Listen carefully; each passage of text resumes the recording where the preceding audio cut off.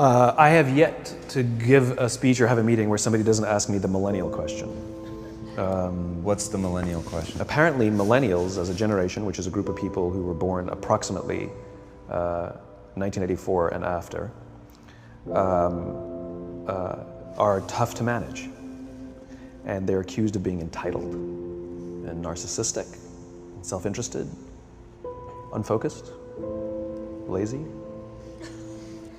But entitled is the big one.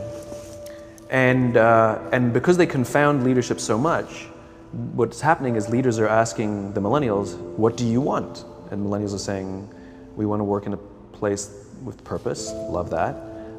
We want to make an impact, you know, whatever that means. We want free food and beanbags. And so somebody articulates some sort of purpose, there's lots of free food and there's beanbags, and yet for some reason, they're still not happy. And that's because they're missing, there's a missing piece.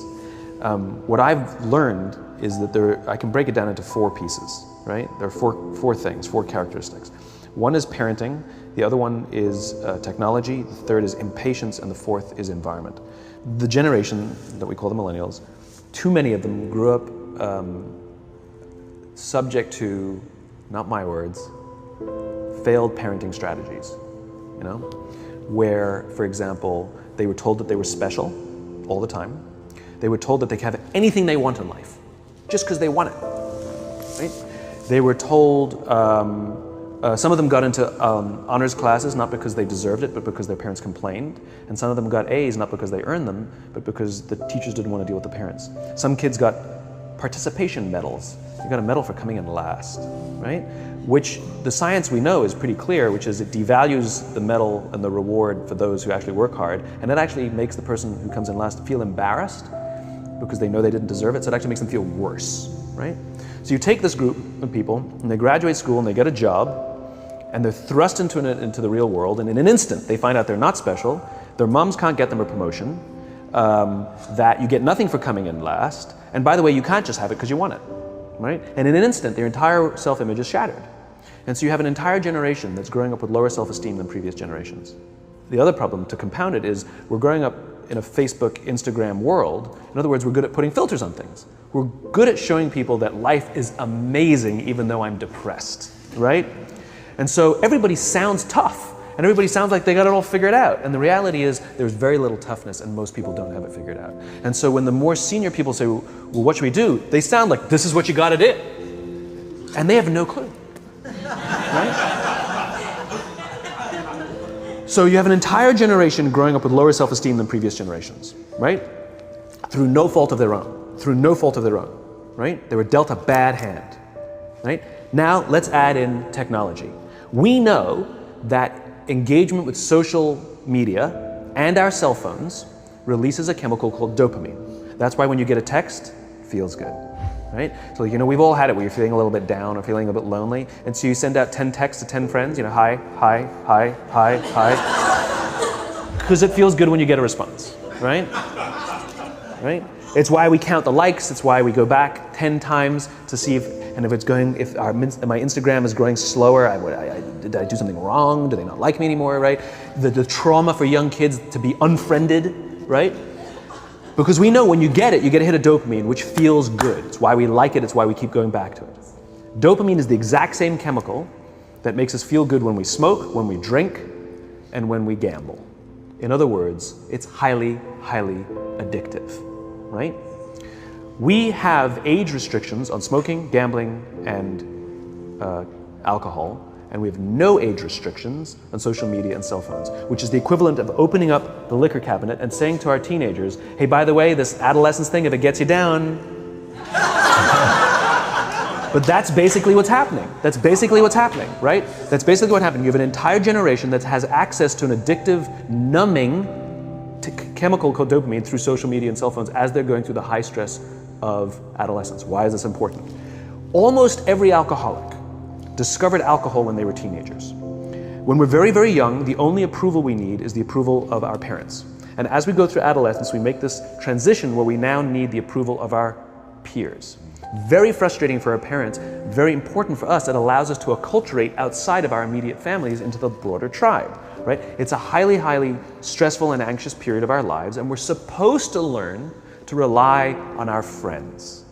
Some people, quite by accident, discover alcohol and numbing effects of dopamine to help them cope with the stresses and anxieties of adolescence.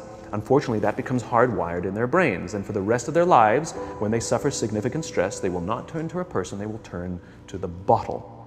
Social stress, financial stress, career stress, that's pretty much the primary reasons why an alcoholic drinks, right? What's happening is because we're allowing unfettered access to these dopamine-producing devices and media, basically it's becoming hardwired, and what we're seeing is as they grow older, too many kids don't know how to form deep, meaningful relationships. Their words, not mine. They will admit that many of their friendships are superficial. They will admit that their friends, that they don't count on their friends, they don't rely on their friends, they have fun with their friends, but they also know that their friends will cancel on them if something better comes along. Deep, meaningful relationships are not there because they never practice the skill set, and worse, they don't have the coping mechanisms to deal with stress. So when significant stress starts to show up in their lives, they're not turning to a person, they're turning to a device, they're turning to social media, they're turning to these things which offer temporary relief. We know, the science is clear, we know that people who spend more time on Facebook suffer higher rates of depression than people who spend less time on Facebook, right? These things balanced. Alcohol is not bad, too much alcohol is bad. Gambling is fun, too much gambling is dangerous, right? There's nothing wrong with social media and cell phones. It's the imbalance, right? If you're sitting at dinner with your friends and you're texting somebody who's not there, that's a problem. That's an addiction. If you're sitting in a meeting with people you're supposed to be listening to and speaking, and you put your phone on the table, face up or face down, I don't care, that sends a subconscious message to the room that you're just not that important to me right now, right? That's what happens. And the fact that you cannot put it away is because you are addicted, right? If you wake up and you check your phone before you say good morning to your girlfriend, boyfriend, or spouse, you have an addiction. And like all addiction, in time, it'll destroy relationships, it'll cost time, and it'll cost money, and it'll make your life worse, right? So you have a generation growing up with lower self-esteem that doesn't have the coping mechanisms to deal with stress, right? Now you add in the sense of impatience, right? They've grown up in a world of instant gratification. You want to buy something, you go on Amazon, it arrives the next day. You want to watch a movie? Log on and watch a movie. You don't check movie times. You want to watch a TV show? Binge. You don't even have to wait week to week to week, right? I know people who skip seasons just so they can binge at the end of the season, right?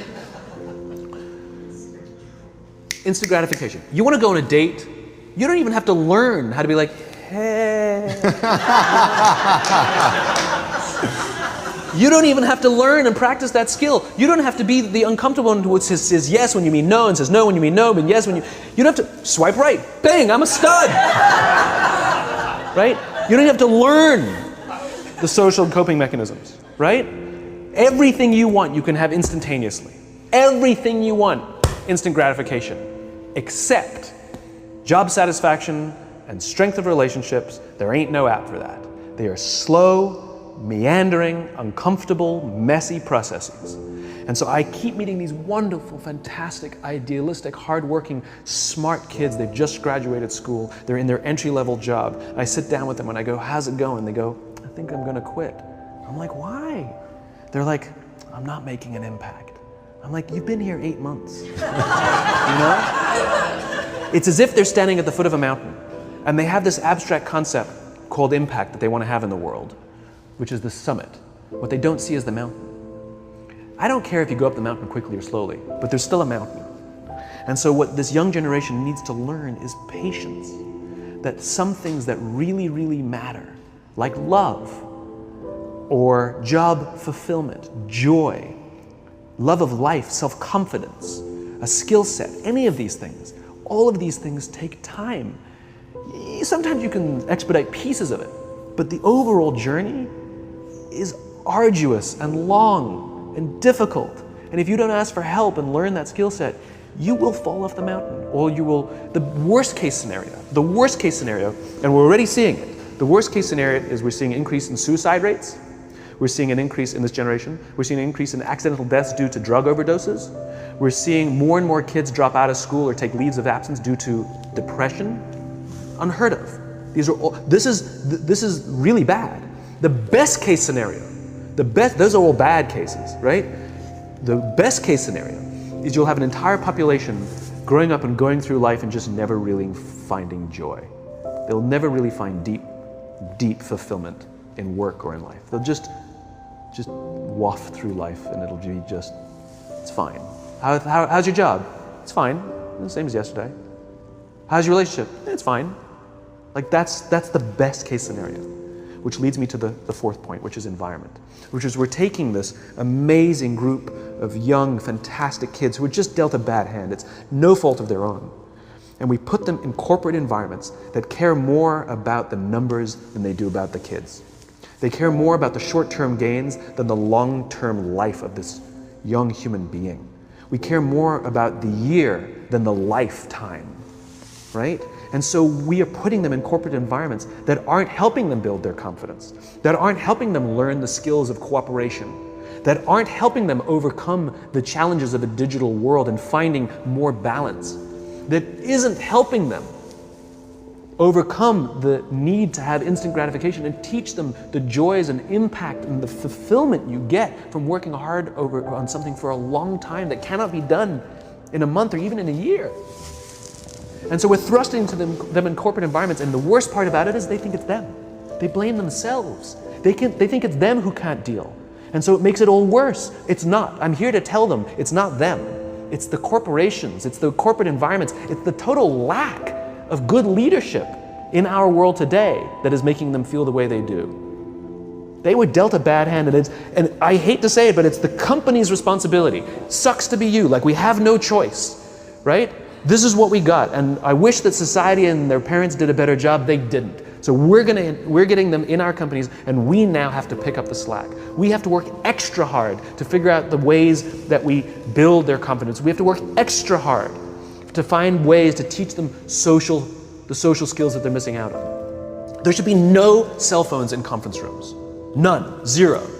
And I don't mean the kind of like sitting outside waiting to text. I mean like when you're sitting and waiting for a meeting to start, this is what we all do. We all sit here and wait for the meeting to start. Meeting starting? Okay.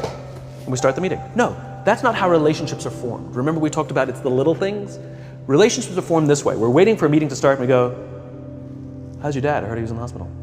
Oh, he's really good. Thanks for asking. He's actually at home now. Oh, I'm really glad. It was really amazing. I know, it was really scary for a while. That's how you form relationships. Hey, did you ever get that report done? Oh my God, no, I didn't. I'll help you out. Can I help you out with that? Really? That's how trust forms. Trust doesn't form at an event in a day. Even bad times don't form trust immediately. It's the slow, steady consistency. And we have to create mechanisms where we allow for those little innocuous interactions to happen. But when we allow cell phones in conference rooms, we just, okay, have the meeting.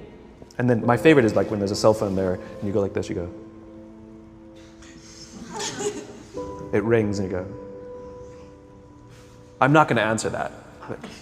Mr. Magnanimous, you know? When you're out for dinner with your friends, like I do this with my friends. When we're going out for dinner and we're leaving together, we'll leave our cell phones at home. Who are we calling? Maybe one of us will bring a phone in case we need to call an Uber or take a picture of our meal. Goes without saying, come on. I'm an idealist, but I'm not insane. You know? At a heathen. I mean, it looked really good. We'll take one phone. And so it's like an alcoholic. The reason you take the alcohol out of the house is because we cannot trust our willpower. We're just not strong enough. But when you remove the temptation, it actually makes it a lot easier. And so when you just say, don't check your phone, people literally will go like this. And somebody will go to the bathroom, and what's the first thing we do? Because I wouldn't want to look around the restaurant for a minute and a half, you know? But if you don't have the phone, you just kind of enjoy the world. And that's where ideas happen. The constant engagement is not where you have innovation and ideas. Ideas happen when our minds wander and we go, and you see something, I bet they could do that. That's called innovation, right? But we're taking away all those little moments, right? You should not, and none of us should charge our phones by our beds. We should be charging our phones in the living rooms, right? Remove the temptation. You wake up in the middle of the night because you can't sleep, you won't check your phone, which makes it worse. But if it's in the living room, it's relaxed, it's fine. But it's my alarm clock. Buy an alarm clock. They cost $8, right? I'll buy you an alarm, right? But the point is we now in industry, whether we like it or not, we don't get a choice. We now have a responsibility to make up the shortfall and to help this amazing, idealistic, fantastic generation build their confidence, learn patience, learn the social skills, find a better balance between life and technology. Because, quite frankly, it's the right thing to do.